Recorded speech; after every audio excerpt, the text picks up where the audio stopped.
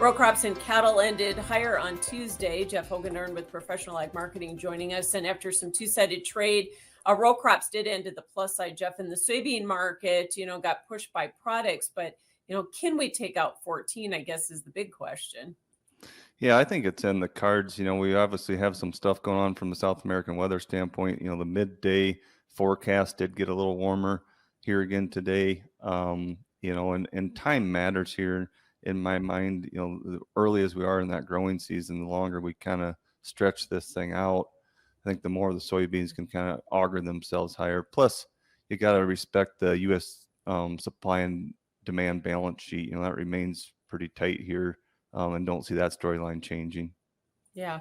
So corn kind of following soybeans here, though. And, we had the big reversal, but not a lot of follow through. Was that a little disappointing on Tuesday, you think? Yeah, I think so. Corn's got a balance sheet problem of its own, though. The soybeans are pretty optimistic.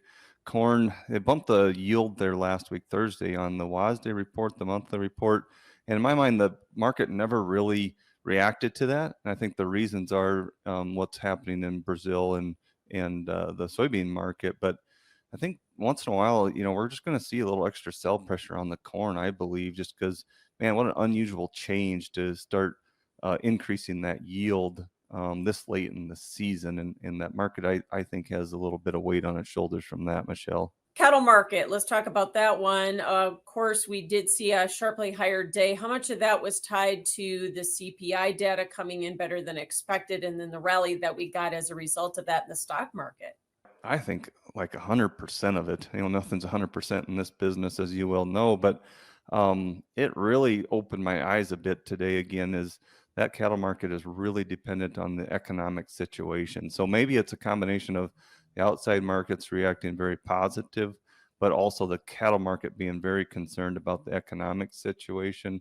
I think the cattle was all about CPI report being a little bit softer here than expected.